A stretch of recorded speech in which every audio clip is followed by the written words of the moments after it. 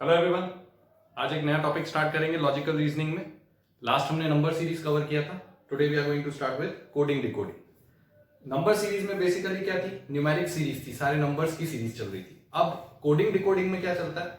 Logic almost उतना ही रहेगा, हमें पैटर्न्स आइडेंटिफाई करने, but this time will be coming across alpha numeric series. मतलब नंबर्स तो होंगे, अल्फाबेट्स भी होंगे, मोर अल्फाबेट्स लेस नंबर्स। ठीक है, तो इस तरीके की सीरीज को डिकोड करना ही हम इस चैप्टर में सीखेंगे, कोडिंग डिकोडिंग। ऑलराइट, तो अगेन एज आई सेड, कोई फिक्स तरीका लॉजिकल रीजनिंग में नहीं होता, आपको दिमाग लगाना पड़ता है हर प्रॉब्लम में। ठीक है, बट स्टिल जैसे मैंने नंबर सीरीज में कुछ टाइप्स बना ली थी जिससे हम अटैक करना सिंपल हो जाता है हमारे लिए क्वेश्चन को, वैसे ही मैंने कोडिंग डिकोडिंग में भी कुछ टाइप्स ऑफ सीरीज बना ली है ताकि आप प्रॉब्लम को अप्रोच करना प्रॉपर्ली इजिली कर पाओ। ठीक है, तो let us just have a look eight दो series.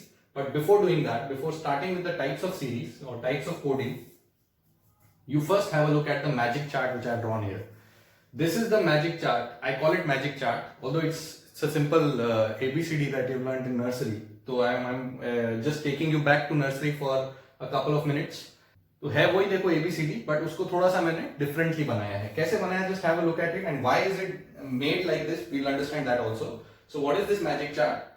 A B C D, 4 letter first में, फिर 4 लेटर नेक्स्ट में, फिर 4 लेटर नेक्स्ट में, फिर एक लेटर M अकेला लास्ट रो में। कितनी रोज बनाई? 4।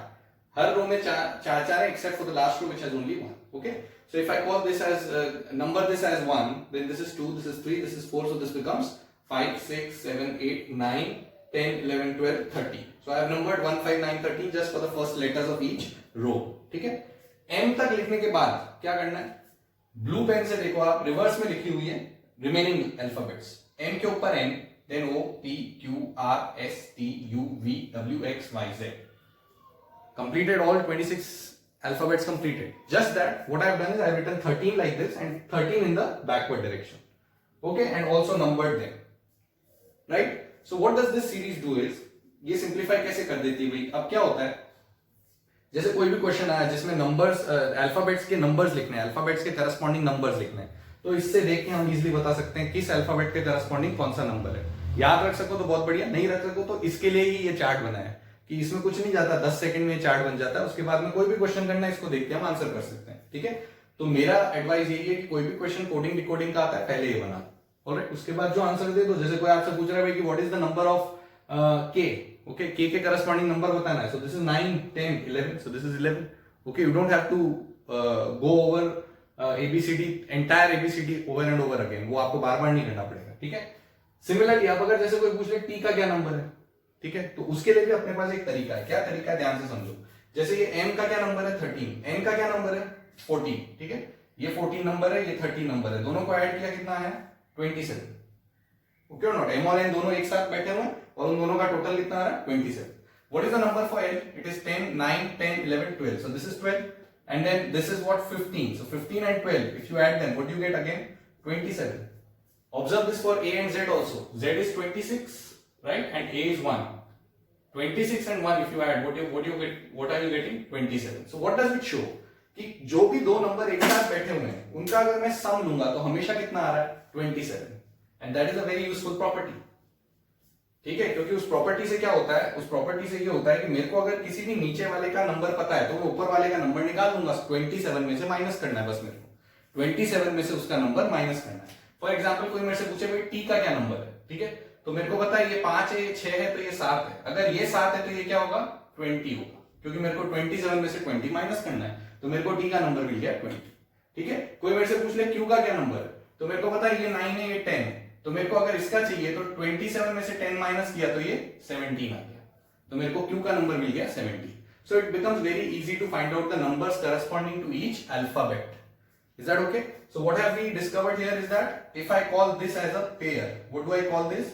I call this as a pair. All these are pairs, okay? So each pair would add up to give 27. Each pair would add up to give 27. ये property याद रखना magic chart में। ठीक है, तो एक एप्लीकेशन तो क्या हुआ, किसी भी अल्फाबेट का नंबर निकाल सकते हैं, पहली चीज। दूसरी चीज, अगर मान लो कभी ऐसा हो कि भाई कोडिंग ऐसी कर रखी है कि हर अल्फाबेट को सारे अल्फाबेट्स को रिवर्स लिख दिया, मतलब the normally the alphabet start with A is given number 1, but what if we give A as number 26, what if we give A number 26, तो मतलब मैंने सीरीज को क्या कर दिया, रिवर्स। अब मेरे को पता लगाना है भाई कि एल की जगह पे कौन होगा। तो अगर मैं सीरीज को रिवर्स लिख दूंगा तो एल की जगह पे वो होगा जो उसका पेयर है ना, जो उसका पेयर वाला जो अल्फाबेट है वही उसकी जगह लेगा। ठीक है, so that is the other purpose which this magic chart serves, कि जब भी आप रिवर्स कोडिंग करोगे, इसको तो क्या बोलेंगे हम, फॉरवर्ड कोडिंग। रिवर्स कोडिंग का मतलब ए को जेड की जगह पे बिठा दिया, मतलब ए को नंबर 26 दे दिया। ठीक है, तो जब भी आप रिवर्स कोडिंग करोगे तो जो पेयर्स हैं वो अपनी प्लेस इंटरचेंज कर देंगे। So when you reverse code, pairs interchange their place, and what is the sum of the numbers on in each pair, 27। ये दो रिजल्ट्स मैजिक चार्ट से अपने पास आते हैं जो अपने को बहुत यूजफुल होंगे। ठीक है, तो याद रखने का मोर और लेस कुछ नहीं है, बस ये मैजिक चार्ट बना के फिर ही क्वेश्चन अटेम्प्ट करना, तो इजी हो जाता है। I think it is clear. Okay, now let us go to shifting of the first type of coding which I am going to discuss is shifting of letters. Okay, of course ऐसी कोई coding का नाम नहीं होता है, हमने बनाया है ताकि आप पहचान पाओ कि कोई भी क्वेश्चन सामने आया है तो 5-6 तरह की हम देखेंगे सीरीज, तो आप पहचान पाओगे भाई कौन सी सीरीज आई। तो फर्स्ट क्या लिख रहा हूं मैं, shifting of letters. Let's understand what is there in this. Each letter of given word is shifted up और down with a pattern. What happens is a word is given to you, okay, और उसके corresponding उसका एक code दे रखा होता है। एक word देगा, उसका कोड देगा। जैसे वर्ड क्या दिया, मैन, उसका कोड क्या है, पीडीक्यू। ये क्या मतलब हुआ, मैन इज रिलेटेड टू पीडीक्यू।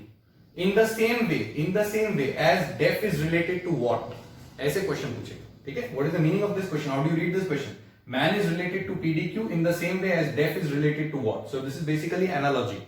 ठीक है, कि ये अगर इसके बराबर है तो वो किसके बराबर है, तो हमें क्या पता लगाना है, कोडिंग पता लगानी कि मैन को उसने पीडीक्यू कैसे लिखा है, तो वो कोड कैसे पता लगाना है, उसके लिए हम डिफरेंट टाइप्स पढ़ रहे हैं। जिस टाइप में फिट हो जाएगा वो वाला टाइप लगा देंगे। ठीक है, ताकि एक लॉजिकल अप्रोच, एक सिस्टमेटिक अप्रोच हो जाए हमारे सॉल्व करने की, rather than being a random approach. तो देखो मैं क्या बोल रहा हूं फर्स्ट टाइप में, कि हर लेटर, जो एक वर्ड है जैसे मैन है, उसका हर लेटर कुछ प्लेसेस शिफ्ट हो जाएगा। कहां शिफ्ट हो जाएगा, यहां शिफ्ट हो जाएगा, या तो कुछ प्लेसेस ऊपर चला जाएगा या कुछ प्लेसेस नीचे चला जाएगा। Remember that alphabet series is also number series from 1 to 26। Always have that in your mind. कोई भी क्वेश्चन जो अल्फाबेट सीरीज का होता है उसको आप नंबर सीरीज में बदल सकते हो। अगर आप हर अल्फाबेट का नंबर लिख लो तो वो आपके लिए नंबर सीरीज का क्वेश्चन हो गया, क्योंकि जिस तरीके से अल्फाबेट्स बदलेंगे उसी तरीके से उनके नंबर्स बदलेंगे। तो हर अल्फाबेट सीरीज एक नंबर सीरीज भी होती है। ठीक है, तो इसीलिए हम क्या बोल रहे हैं, each letter of given word is shifted up और down with a pattern. Some pattern is always followed. मतलब सम पैटर्न क्या क्या हो सकता है, जैसे ऐसा हो सकता है कि हर लेटर 2 यूनिट आगे बढ़ गया हो, 2 यूनिट आगे शिफ्ट हो जाए, हर लेटर 2 यूनिट पीछे शिफ्ट हो जाए, पहला लेटर 1 यूनिट आगे जाए, दूसरा लेटर 1 यूनिट पीछे जाए, तीसरा लेटर 2 यूनिट आगे जाए, चौथा लेटर 2 यूनिट पीछे जाए। कुछ भी पैटर्न बना सकता हूं, मेरे को पैटर्न ढूंढना है। Is that clear? ठीक है, this is what is the first type of series. Let's see some examples to make it more clear. Man is related to PDQ, DEF is related to what. Okay, so that means हमें पहले इसका logic पता लगाना है।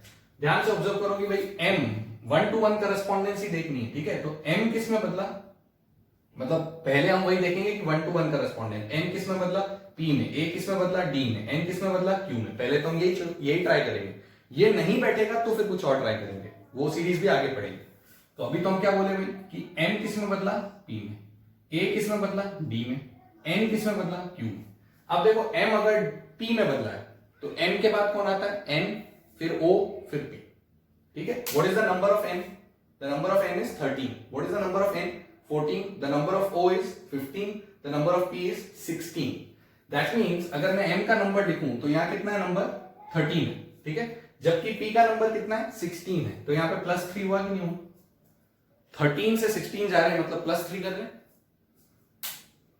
ठीक है कि नहीं? या नंबर सीरीज के अल्फाबेट सीरीज में देख रहे हो तो सिंपल एक बात सोचो कि M से P आ रहे हैं मतलब 2 लेटर को स्किप करना है, N और O। इतना भी समझ सकते हैं। ठीक है, 2 लेटर स्किप करना मतलब 3 पोजीशन आगे जाना। भाई 2 जनों को स्किप करके तीसरे पे आ रहा हूं मतलब 3 पोजीशन आगे बढ़ रहा हूं। ठीक है, तो यहाँ +3 किया। A से कहां पहुंच रहे हैं, D पे, तो B और C को स्किप किया, यानी यहाँ पे भी +3 हुआ। अब तुम याद करो नंबर सीरीज में क्या पढ़ा हमने, जब 2 पैटर्न सेम आ गए तो तीसरा वही आएगा, फिर कुछ और बन ही नहीं सकता। तो यहाँ +3 ही होगा। तो देख लो N से Q जाने में +3 हो रहा है। That means the pattern is clear कि हर बार हमें +3 जाना है। तो अब तो हम आंसर लिख सकते हैं भाई, D कहां जाएगा, E कहां जाएगा, A कहां जाएगा और F कहां जाएगा, लिख सकते हैं। ठीक है, D में +3 मतलब D के बाद E स्किप, F स्किप, क्या आंसर आएगा, G। E के बाद F स्किप, G स्किप, तो आंसर क्या आएगा, H। A के बाद B skip, C skip, answer आएगा D। F के बाद G skip, H skip answer आएगा I. What is the answer of this question? GHDI. क्या आंसर आएगा? GHDI. So this is how you arrive at your answer. Right? Let's see another example. Hand is to ECKF the same way as tour is to. मतलब tour का code बनाना है. Hand का code क्या दे रखा है? ECKF. Again let us understand कि H किस में बदला? E में, A बदला C में, N बदला K में, D बदला F में. ठीक है. अब अगर H E पे जा रहा है तो आगे जा रहा है कि पीछे जा रहा है? पीछे जा रहा है. H के पीछे E आ रहा है. कितना पीछे आ रहा है? तो H के एक पीछे गए G, एक और पीछे गए F, फिर क्या आएगा? E. यानी अब की बार दो स्किप करके पीछे जाना है. पहले दो स्किप करके आगे जा रहे थे, अब दो स्किप करके पीछे जाना है. तो -3 हुआ कि नहीं हुआ? दो स्किप करना मतलब -3. तीसरी पोजीशन पे जा रहे हैं. ठीक है. अच्छा, A से कहां पे जा रहे हैं? C पे. अब ये तो आगे जा रहे हैं. एक में तो पीछे गए, अब आगे जा रहे हैं. कितना आगे जा रहे हैं? A के बाद B स्किप किया और C पे आ गए. मतलब एक स्किप करा तो कितना? +2.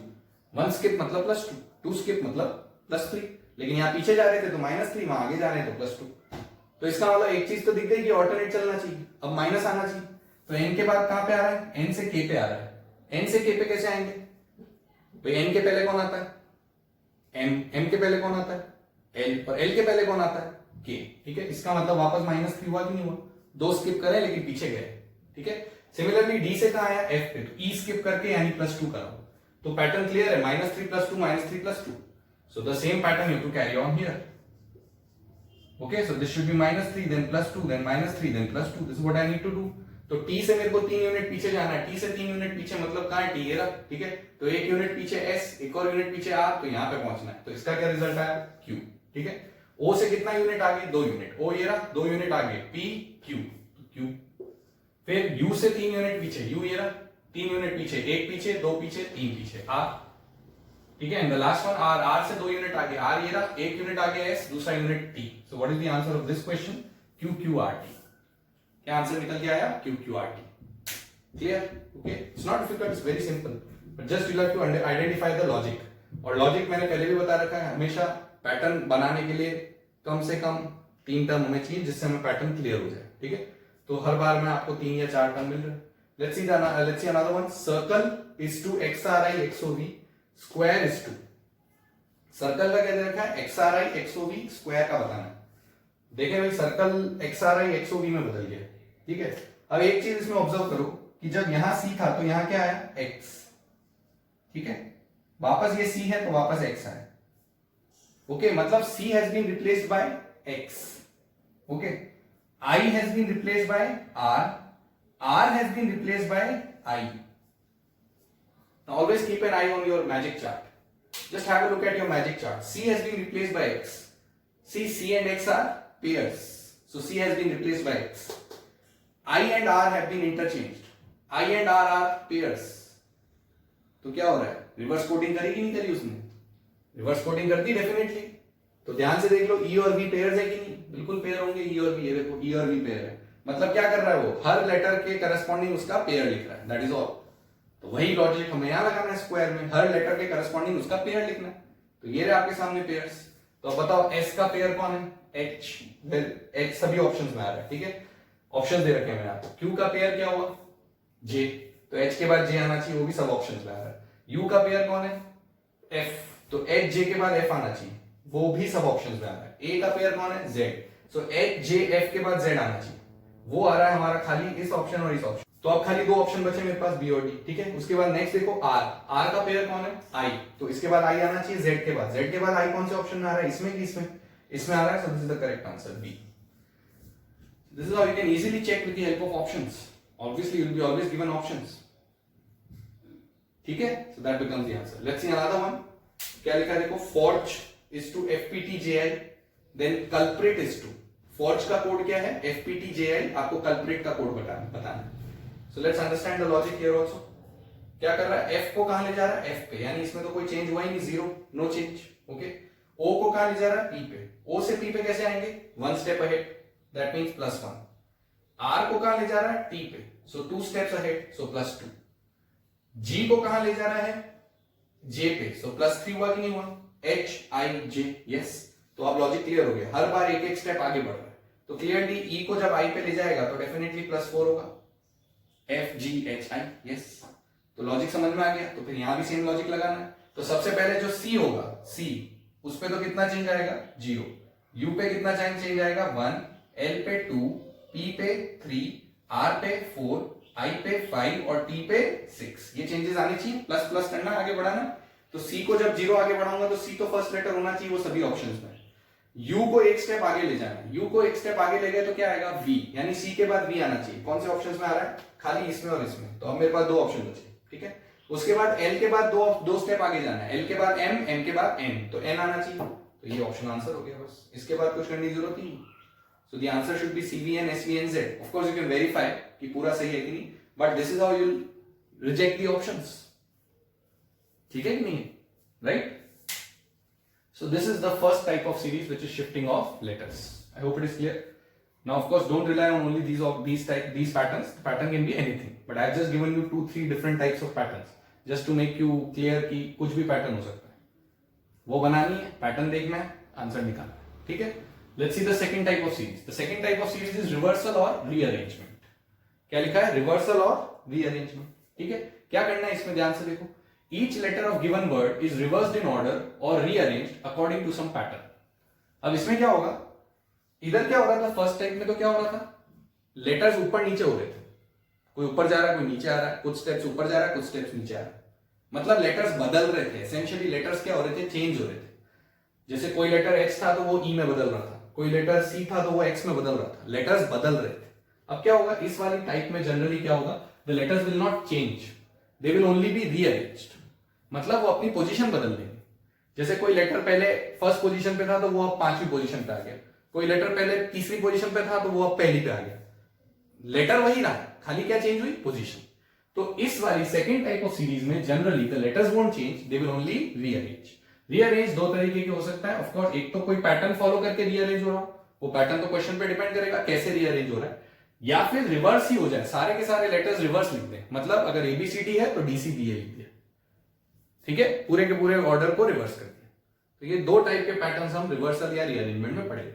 सो let us see some examples again. First देखो क्या लिखा है, if bread is to DAERB then butter will be. This is a straightforward logic, you can clearly see that bread को अगर DAERB लिखा है तो आपको सबसे पहले क्या ऑब्जर्व करना है, ऐसे नहीं ट्राई करना है B D में बदला, R A में बदला, E में बदला। ये क्यों नहीं कर रहा हूं मैं, क्योंकि मुझे क्या दिख रहा है भाई कि लेटर्स सारे सेम ही है। देखो लेटर्स बदल ही नहीं रहे, यहां पे BREAD था, वहां पे भी BREAD ही है लेटर्स, खाली उनकी क्या बदल रही है, पोजीशन। वो हिंट देता है कि मेरे को ये नहीं करना है वो करना है, इसीलिए हमने टाइप्स बनाए ताकि हर में सेम काम नहीं करते रहो, ठीक है। अब ध्यान से देखो, ये तो क्लियरली दिख रहा है भाई कि रिवर्स ऑर्डर में लिख दिया। रिवर्स ऑर्डर में लिखूंगा तो DAERB होगा, DAERB लिखा हुआ। तो फिर बटर का अगर मेरे को आंसर लिखना है तो वो भी रिवर्स ऑर्डर में लिख दूंगा। तो रिवर्स ऑर्डर में लिखूंगा तो आंसर क्या आएगा, ऐसे लिख दूंगा, क्या आंसर आएगा, RETTUB। So what is the answer? RETTUB. So this is a straightforward reversal. ये तो फर्स्ट एग्जांपल हो गया रिवर्सल का, ठीक है। Have a look at the second example. क्या बोल रहा है, if WRONG is to GNORW. WRONG का क्या कोड है, GNORW। तो ये भी बेसिकली तो रिवर्स ही लिखा हुआ। Can you observe that all the letters are same and this has been written in reverse order? मतलब ये रिवर्सल का एग्जांपल है, उसका एग्जांपल नहीं। हमको बताना है राइट का क्या कोड होगा। अब अगर हम यही लॉजिक फॉलो करें कि भाई ये तो रिवर्स लिख दिया हमने, ठीक है, तो फिर इसको भी रिवर्स लिखेंगे। रिवर्स लिखेंगे तो आंसर क्या आएगा, THGIR। Now have a look at the options. Do you have THGIR? है ही नहीं ऑप्शन में, ऑप्शन में THGIR है ही नहीं। मतलब क्या हुआ, क्वेश्चन गलत है? नहीं, मतलब ये नहीं हुआ। मतलब ये हुआ कि उसने कुछ और लॉजिक, अब वो आपसे कुछ और लॉजिक सोचना चाहता है, वो आपसे कुछ और लॉजिक निकलवाना चाहता है, ठीक है। तो ये तो स्ट्रेट फॉरवर्ड लॉजिक हो गया भाई, यहाँ ऑप्शंस नहीं थे तो हमने बोला हाँ चलो रिवर्स हो गया, हमने वो लिख लिया, ठीक है। अब यहाँ पे ऑप्शंस दिए, हमने बोला ये तो अभी भी रिवर्स ही दिख रहा है, तो इसका भी रिवर्स करेंगे तो THGIR होगा, लेकिन वो तो ऑप्शंस में है ही नहीं। तो अब हमारा दिमाग चलना चाहिए, हमें कुछ और करना है। कुछ और करना है मतलब क्या, ये करना है नहीं, रीअरेंजमेंट करना है, क्योंकि letters are same. You have to understand one thing, that letters are not changed, that means it is only rearrangement. अब किस लॉजिक से रीअरेंजमेंट है, वो लॉजिक कुछ और है। तो अगर थोड़ा सा और जोड़ दोगे दिमाग पे, तो एक चीज ऑब्जर्व करो कि अगर मैं इन लेटर्स को WRONG को डिक्शनरी में अरेंज करूं, ध्यान से सोचो, WRONG को डिक्शनरी में अरेंज करूं, सबसे पहला कौन सा लेटर आएगा, G। फिर कौन आएगा, एन, फिर कौन आएगा ओ, फिर आर, फिर डब्ल्यू, यानी ये ऑर्डर आएगा कि नहीं आएगा? मतलब यहाँ पे लॉजिक क्या यूज करा हुआ है? डिक्शनरी का ऑर्डर लिखा हुआ है। The order has been written for dictionary, मतलब अल्फाबेटिकल ऑर्डर में अरेंज करा हुआ है। If I do that, do we get an option? Let us check. इसमें फर्स्ट लेटर कौन सा आएगा डिक्शनरी में? G, फिर कौन आएगा? H, फिर I, फिर R, फिर T. So will we get GHIRT or not? Yes, so that is the correct answer, GHIRT. तो ऐसा जरूरी नहीं है कि एक ही लॉजिक सब क्वेश्चन में चल जाए। Will always depend on options, specially in logical reasoning, ठीक है कि नहीं? ऑप्शन पर डिपेंड करेगा कि वो हमसे क्या करवाना चाहता है। तो GHIRT आंसर हो गया। You understood this? Have a look at the third question. मैंने क्या बोला? Fashion changes to NFOAISH। हमें बताना है treaties will change to. Treaties का क्या कोड आएगा वो बताना है।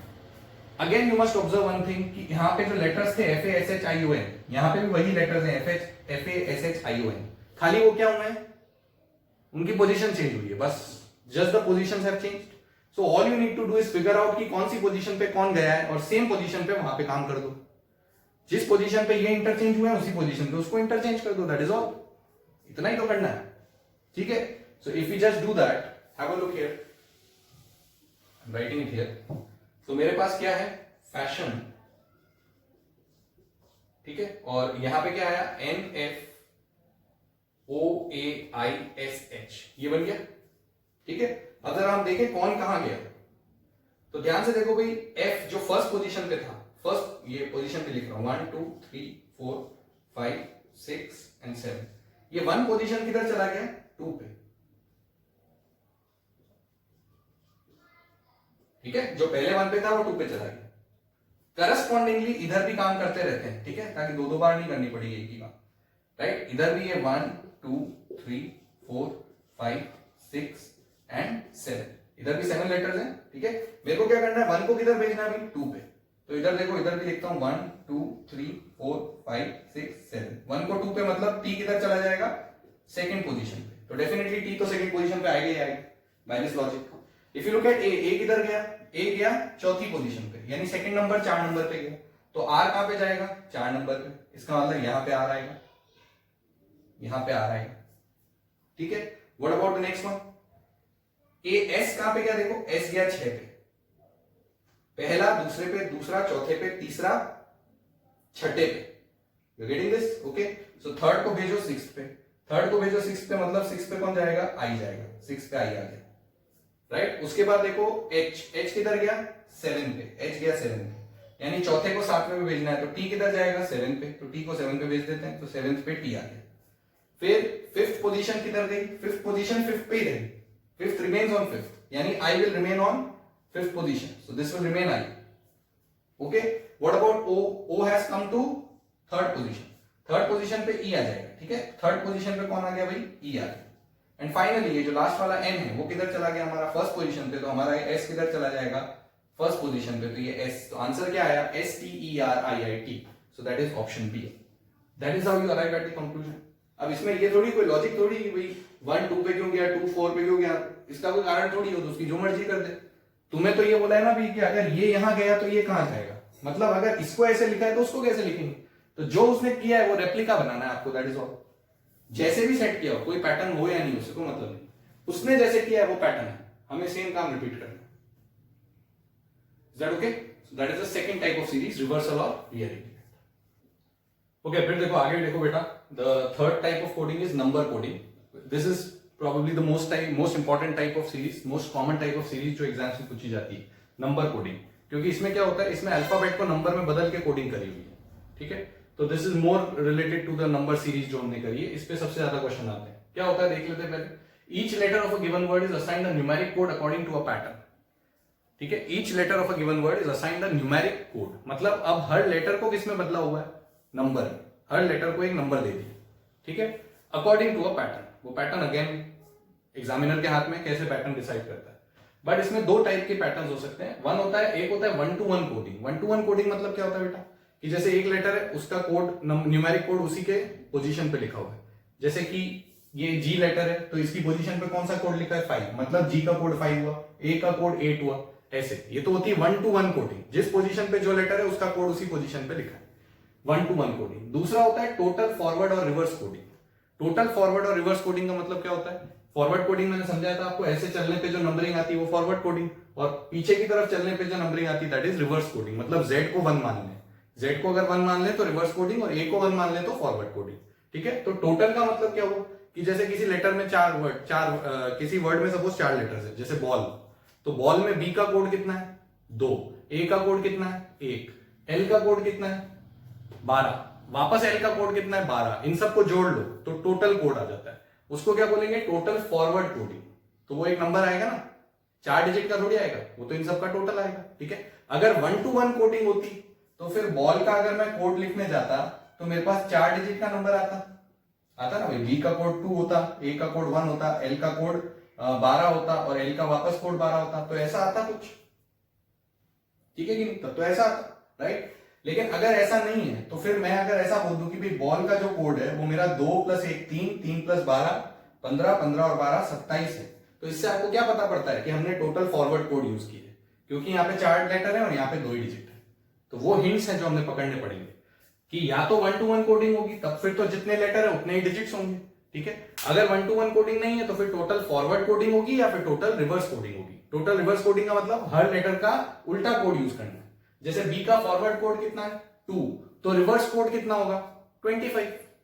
भाई अभी अपन ने शुरू में देख लिया कि रिवर्स कोड कैसे निकालते हैं, 27 में से माइनस करना है उसको, तो रिवर्स कोड आ जाएगा। तो बी का फॉरवर्ड कोड 2 है तो रिवर्स कोड 25 हो गया। ठीक है, एल का फॉरवर्ड कोड 12 है तो रिवर्स कोड 15 हो गया, 27 में से माइनस कर दो। ठीक है, सो उनको टोटल करके जो कोड आता है that is the total forward और रिवर्स कोडिंग। सो 2 तरीके की नंबर कोडिंग्स हो सकती हैं, बस ये 2 ही तरीके होते हैं। ठीक है, कहां यूज करनी बेटा? पहली बात कहां यूज करनी? जहां लेटर्स किससे रिलेटेड हो? नंबर्स से, वहां यूज करनी। कैसे यूज करनी? ये वाली यूज करनी कि ये वाली यूज करनी, ये क्वेश्चन से पता पड़ेगा। अगर जितने लेटर हैं उतने ही डिजिट्स हैं तो 1 to 1 होता है। ठीक है, और अगर जितने लेटर हैं उससे कम डिजिट्स हैं मतलब फिर टोटल फॉरवर्ड या रिवर्स कोडिंग या कोई और पैटर्न होगा। ठीक है, तो इसमें बेसिकली यहां ऐसे दिमाग लगाना है। Let's see some examples. First example देखो, क्या बोला मैंने? Machine is 19 7 9 14 15 20 11, then what will be danger? तो बस just by looking at this question it should be clear कि ये 1 to 1 टाइप की कोडिंग है, क्योंकि यहाँ कितने लेटर है देखो 7, और यहाँ कितने नंबर्स लिखे हुए हैं? 3 और 3 6 और 1 7, 7 नंबर है, 7 लेटर है, मतलब हर लेटर के करस्पॉन्डिंग एक नंबर है। क्लियर? अब उन नंबर्स में क्या पैटर्न चल रहा है वो हमें सोचना पड़ेगा। तो देखते हैं भाई, जैसे ए देखो, ए का नंबर क्या होता है बेटा? 1। यहाँ क्या लिखा हुआ है? 7, ए के करस्पॉन्डिंग 7 लिखा हुआ है। अब ए का नंबर तो 1 होता है, इसने 7 लिख रखा है, मतलब उसने 6 जोड़ा हुआ है। ऐसा हम सोच सकते हैं कि भाई इसने 6 जोड़ा हुआ। ठीक है, क्या ऐसा ही और भी किसी के साथ किया उसने? जैसे सी देखो, सी का नॉर्मल कोड क्या होता है? 3। अगर 3 में 6 जोड़ूंगा तो 9 आना चाहिए। क्या उसने 9 लिखा है? यस लिखा है। इसका मतलब तो साफ हो गया कि हर लेटर का नॉर्मल कोड उठा के उसमें 6 जोड़ देना है। हर लेटर का नॉर्मल कोड उठा के उसमें 6 जोड़ देना है, बस तो हमारा आंसर आ जाएगा। तो डी क्या है भाई? डी कौन से नंबर पे? 4। 4 में 6 जोड़ो क्या आएगा? 10। फिर डैश। ए का तो वही हमें पता है, ए का तो कितना है? 7। फिर एन, एन का नॉर्मल कोड कितना है? 14। 14 में 6 जोड़ दो 20। जी, जी का नॉर्मल कोड कितना देखो? 5 6 7 7 7 में 6 जोड़ दो 13। ई का नॉर्मल कोड वो तो यहां दे ही रखा है 11, उसमें 6 जोड़ दिए। ठीक है, आर, आर का नॉर्मल कोड कितना है? ये कितना है? 9, तो ये कितना होगा? 18, क्योंकि इन दोनों का टोटल 27 है, तो ये अगर 9 है तो ये 18 हो गया। 18 में 6 जोड़ दो 24। What is the answer of this question? 10 7 20 13 11 24। This is the first example which is a 1 to 1 code. Got it? See the second example. क्या बोल रहा है? Ganga equals to 58258 and monkey equal to 632471. Now have a look at this. Two words are given and you have to find out the code for Yangon. Yangon का code निकालना। अब ध्यान से समझो, गंगा में कितने लेटर है? 5। यहाँ कितने डिजिट्स हैं? 5। मंकी में कितने लेटर हैं? 6। यहाँ कितने डिजिट हैं? 6। इसका मतलब ये 1 to 1 कोडिंग। ठीक है, अब 1 to 1 में एग्जैक्टली उसी ऑर्डर में है या जंबल्ड है वो चेक करना पड़ेगा।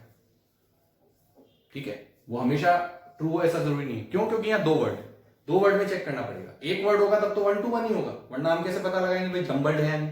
जैसे अगर कोई मेरे को ऐसा दे देगा कि भाई बॉल इज इक्वल टू 1 2 3 3, किसी ने ऐसा दे दिया, तो मैं ऑब्वियसली ये मानूंगा कि बी का कोड क्या है? 1, ए का कोड क्या है? 2, और एल दोनों एल का कोड क्या है? 3। ये मेरे पास और कोई ऑप्शन नहीं है। लेकिन अगर इस बॉल के साथ एक और वर्ड दे दे वो कैट, और फिर उसके भी कुछ लेटर दे दे, उसके भी कुछ नंबर दे दे, तो फिर तो मैं दोनों में रिलेशन ढूंढने की कोशिश करूंगा ना कि भाई दोनों में ए आ रहा है, उसका क्या कोड हो सकता है, ये सब बातें सोचूंगा। लेकिन अगर सिंगल वर्ड दे रखा है तो कुछ सोचने की जरूरत नहीं, it has to be 1 to 1। अब यहाँ पे उसने कितने वर्ड दिए, 2, तो मैं सोचूंगा कि भाई 1 to 1 है कि नहीं, तो वो तो हम चेक कर सकते हैं। देखो जी यहाँ पे है और जी यहाँ पे है, कौन सी पोजीशन पे है, फर्स्ट और फोर्थ। यहाँ पे देखो 5 यहाँ पे है, 5 यहाँ पे है, कौन सी पोजीशन पे है, फर्स्ट और फोर्थ। इसका मतलब डेफिनेटली जी का कोड 5 है। ठीक है, लुक एट ए कौन सी पोजीशन पे है, सेकंड एंड फिफ्थ। देखो 8 कौन सी पोजीशन पे है, सेकंड एंड फिफ्थ, यानी ए का कोड क्या है, 8। That means it is 1 to 1। जिस पोजीशन पे जो लेटर है उसका कोड वही लिख रखा है। कैसे पता पड़ा, क्योंकि ये दोनों रिपीटिंग थे, यहाँ भी दोनों रिपीटिंग है, ये दोनों रिपीटिंग है, यहाँ भी दोनों रिपीटिंग है, बीच में एन नॉन रिपीटिंग है, यहाँ भी नॉन रिपीटिंग है, यानी एन का कोड 2 हो गया। इस तरीके से कोड ढूंढ लेंगे हम। ठीक है, इसी तरीके से मंकी में देखो, अब मंकी में अगर तुम देखो, अब तुम खाली उस पर कॉन्सेंट्रेट करो जो तुमसे मांगा है। क्या मांगा है, यांगोन। एक चीज हमेशा याद रखना है, ऐसे क्वेश्चन में नया लेटर कभी नहीं आएगा, क्योंकि हम पैटर्न नहीं बता सकते। जैसे जी का कोड 5 है और ए का कोड 8 है, तो इनमें कोई रिलेशन नहीं है। ए का कोड तो नॉर्मली 1 होता है और जी तो उसके बाद में आता है, जबकि यहाँ जी 5 है और ए 8 है, तो कोई रिलेशन नहीं आया। ठीक है, तो इसलिए ये नहीं कि मैं बी का कोड निकाल सकता हूं, नहीं निकाल सकता, मेरे को कोई पैटर्न नहीं पता। मैं सिर्फ कौन से लेटर्स का कोड निकाल सकता हूं जो यहां दे रखे, इसलिए मेरे से क्वेश्चन में भी वही लेटर पूछेगा जो यहां दे रखे। कोई भी नया लेटर कभी नहीं आएगा ऐसे क्वेश्चन, ये ध्यान रखना। जैसे यहाँ पे देखो यांगोन पूछा है, वाई आ रहा है, ए आ रहा है, एन आ रहा है, जी आ रहा है, ओ आ रहा है, एन आ रहा है, सब आ रहे हैं, वही पूछे, कोई भी नया लेटर यहां नहीं आ सकता। ठीक है, अब बताओ वाई, अब तुम्हें जो चाहिए खाली उस पर ध्यान लगाते हैं। वाई चाहिए, वाई का कोड बोलो क्या हो गया, 1। ठीक है, ए चाहिए, ए का कोड कितना हो गया, 8। एन चाहिए, एन का कोड कितना हो गया, 2। जी चाहिए, जी का कोड 5। ओ चाहिए, ओ का कोड देखो कौन सी पोजीशन, सेकंड, तो 3 हो गया। और लास्ट एन चाहिए वापस, तो 5 हो गया, सॉरी 2 हो गया। N is 2। What is the answer of this question, 182,532। That is how you can get the codes. Just find out the code of the letter that you want. y का चाहिए था तो y का 1 हो गया, n का चाहिए था तो n का 2 हो गया, o का चाहिए था तो o का 3 हो गया, बाकी हमने लिख ही लिया। ठीक है, have a look at the next example. क्या बोल रहा है, cap is 61, then what will be pen. अब कैप का क्या कोड दे रखा है, 61, और पेन का कोड पूछा है। Now this can not B 1 to 1 coding. Why, because cap में कितने लेटर है, 3, और यहां कितने हैं, 2। इसका मतलब 1 to 1 नहीं है, तो फिर या तो ये टोटल फॉरवर्ड कोडिंग है या रिवर्स कोडिंग। तो मुझे नहीं पता रिवर्स है कि नहीं, तो मैं तो पहले फॉरवर्ड ही निकालूंगा। तो मैं सी, ए और पी का टोटल करूंगा। What is the code for C, 3। What is the code for A, 1। What is the code for P, have a look at P. This is 9, this is 10, this is 11। So 11 को 27 में से minus किया तो 16। This is 11, so this will be 16, तो ये 16 आ गया। इन तीनों को ऐड कर लो, 16 और 1 17 और 3 20 आता है। टोटल कितना आता है, 20। लेकिन यहां क्या लिखा, 61, 20 तो नहीं लिखा। इसका मतलब फॉरवर्ड कोडिंग नहीं है, ये कैंसिल हो गया, फॉरवर्ड कोडिंग नहीं। तो अब हमारे पास एक ऑप्शन बचता है, reverse coding.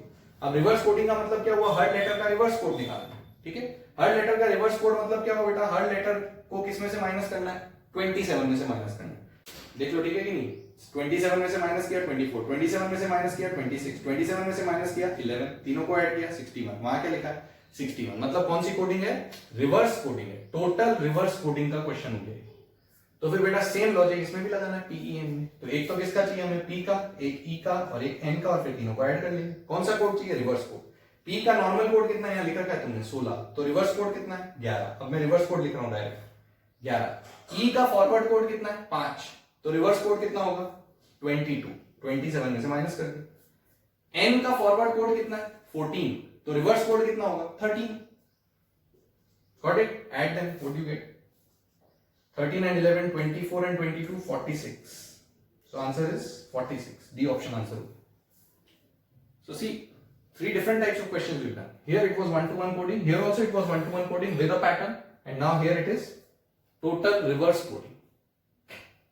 Alright. Have a look at the next question.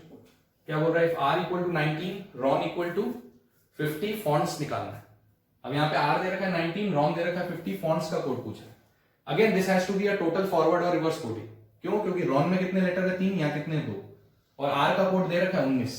अब आर का नॉर्मली कोड कितना है वो देख लें भाई। आई का क्या कोड है, 9, तो आर का क्या कोड होगा, 27 माइनस 9। कितना होता है 27 माइनस 9, 18 होता है। लेकिन उसने कितना दिया है, 19। इसका मतलब वो हर लेटर को एक यूनिट खिसकाएगा। जब आर को खिसका रहा है तो सभी को खिसकाएगा। वो तो पूरी सीरीज एक साथ खिसकेगी क्योंकि ये सब रिलेटिवली खिसकते हैं, ठीक है, क्योंकि हमें टोटल कोड निकालना है। टोटल कोड में तो सारे रिलेटिवली खिसकेंगे, कोई पैटर्न तो है नहीं।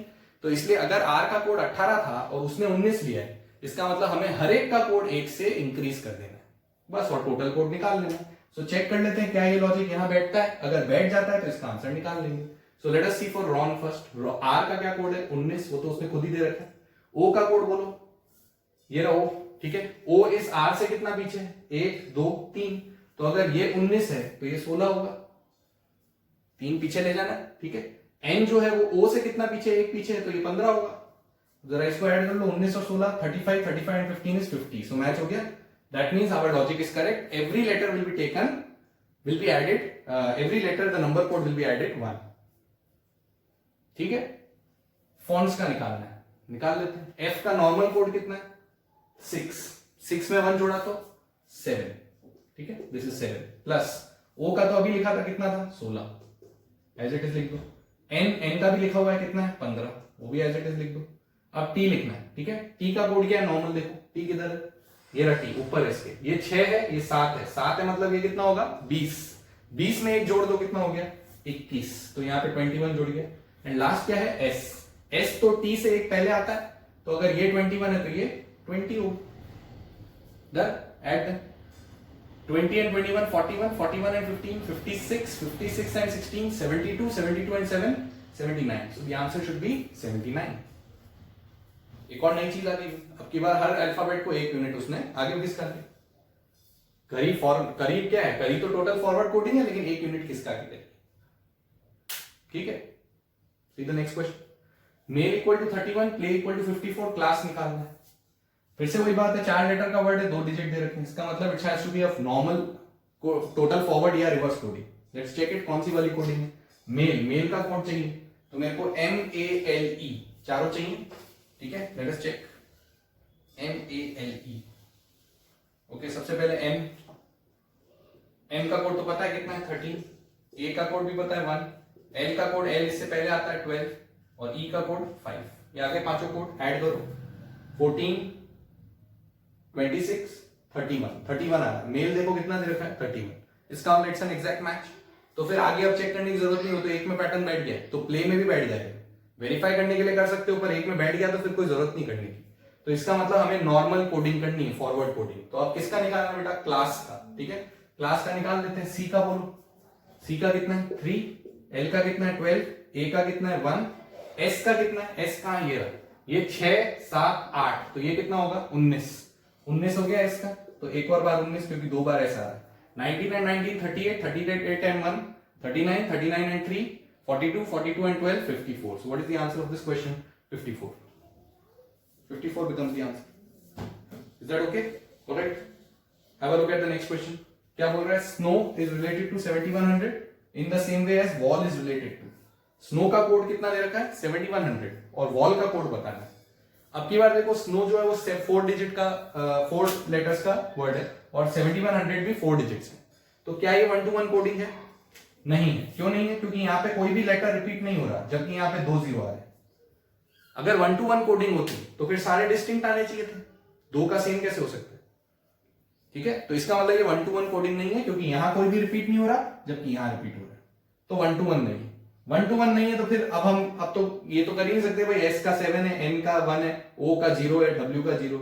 ऐसा अगर होता तो यहाँ वॉल का हम निकाल ही नहीं सकते, क्योंकि हमें एल का कहां से पता पड़ेगा, ए का कहां से पता पड़ेगा। नए लेटर आ गए ना, नए लेटर का हम बता ही नहीं सकते। 1 to 1 कोडिंग में नए लेटर का हम बता ही नहीं सकते, क्योंकि उसका पैटर्न नहीं पता हमें। तो इसका मतलब it has to be a normal coding, that is total coding, it can not be a 1 to 1 coding.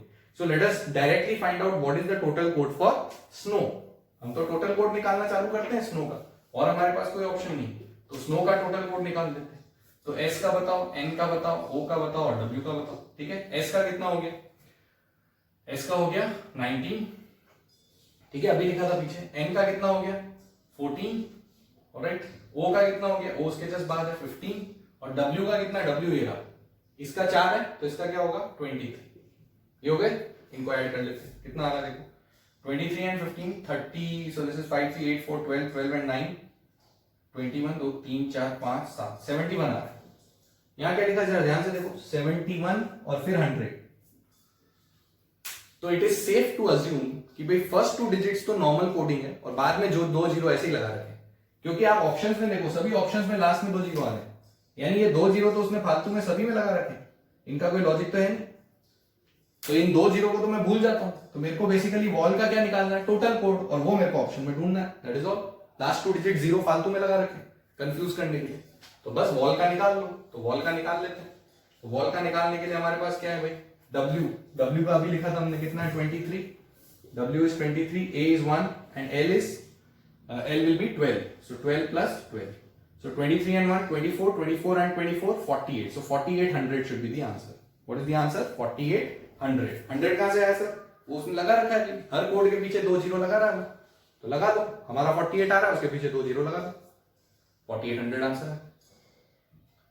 Clear और नॉट? मैंने क्या कहा, पैटर्न तो कुछ भी बना सकता है, मान लो ये नहीं बैठता तो मैं रिवर्स कोडिंग करता, ठीक है। Let's see the last question, tears is related to 18 in the same way as water is related to, tears का कोड क्या दे रखा है 18, वाटर का कोड बताना है, ठीक है। So obviously it has to be a direct coding, मतलब it has to be a total forward और total reverse coding. Why? Because यहां कितने लेटर है 5, यहां 2, मतलब या तो टोटल फॉरवर्ड कोडिंग या टोटल रिवर्स कोडिंग या फिर कोई और पैटर्न, टोटल्स का ही कोई पैटर्न, ठीक है। पता लगाते हैं क्या है, ओके।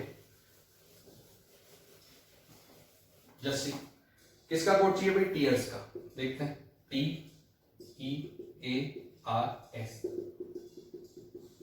टी का बोलो, टी कहां गया, ये रखी, ठीक है। तो ये 6 है, ये 7 है, तो ये कितना होगा 20, ई कितना हो गया 5, ए हो गया 1, आर कितना हो गया 18, टी से 2 पीछे और एस टी से 1 पीछे, तो 19। इन सबको ऐड कर लूं, ऐड कर दूंगा, कितना आएगा 19, 18, 37, 38, 43, 63, कितना आ रहा है 63 आ रहा है। यहां क्या लिखा है 18, मतलब नॉर्मल कोडिंग तो नहीं है, डायरेक्ट कोडिंग तो नहीं है। चलो रिवर्स कोडिंग पे जाते हैं, रिवर्स कोडिंग पे जाएंगे तो इन सबको 27 में से माइनस करना, 27 minus 20 7, 27 minus 5 22, 27 minus 1 26, 27 minus 18 9, 27 minus 19 8, add कर, ठीक है। तो 9 और 8 17, 17 और 7 24, 24 और 26 50, 72 आ रहा है। तो ना तो ये 72 है ना ये 63 है, दोनों ही गड़बड़ हो गए। इसका मतलब ना तो ये नॉर्मल टोटल फॉरवर्ड कोडिंग है ना टोटल रिवर्स कोडिंग है। तो अब क्या करें सर, तो अब बेटा एक सिंपल सी चीज ये सोचो कि यहाँ पे कौन से 5 लेटर आ रहे हैं, TEAR और S आ रहा है, ठीक है। यहाँ पे कौन से 5 लेटर आ रहे हैं, TEAR तो यहाँ भी आ रहा है, खाली उसका ऑर्डर रिवर्स है। जो भी ऑर्डर रिवर्स करके उसने ऐड करने में जो भी पैटर्न लगाया हो, उससे TEAR का टोटल कोड तो सेम ही आएगा ना दोनों में। भाई जैसे मान लो उसने T को 2 यूनिट आगे खिसकाया, E को भी 2 यूनिट आगे खिसकाया, सबको 2 यूनिट खिसकाया, तो जो भी टीयर का कोड यहाँ आएगा वही टीयर का कोड यहाँ भी आएगा, भले वो मैं पोजीशन कुछ भी रखूं, उससे क्या फर्क पड़ता है, टोटल कोडिंग तो सेम ही आएगी, 1 to 1 कोडिंग तो है नहीं। तो इसका मतलब फर्क सिर्फ किसका पड़ रहा है, S से W पे आने का ही फर्क पड़ रहा है, बाकी तो सब कुछ सेम है। मतलब अगर यहाँ टीयर लिखा है यहाँ टीयर लिखा है तो वहां तक तो कोड एकदम सेम आएगा, खाली मेरे को S से कहां पे जाना है, W पे। अब तुम ये सोचो S से अगर W पे जाओगे कितना आगे जा रहे हो, 1 2 3 4, मतलब +4 करना है कि नहीं करना है। अगर मैं S से W पे जा रहा हूं तो सिर्फ +4 करना है, गॉट इट और नॉट, ठीक है। ये वही बात हो गई कि अगर कुछ लिखा हुआ है 1 2 3 4 5 और यहां लिखा है 6 2 3 4 5, तो फर्क सिर्फ 1 से 6 पे जाने का है, बाकी तो सब कुछ सेम है, ठीक है कि नहीं। तो इसका अगर कुछ कोड दे रखा है और इसका कुछ कोड निकालना है तो मेरे को खाली +5 करना पड़ेगा, दैट इज ऑल, बिकॉज बाकी सब कुछ कॉमन है।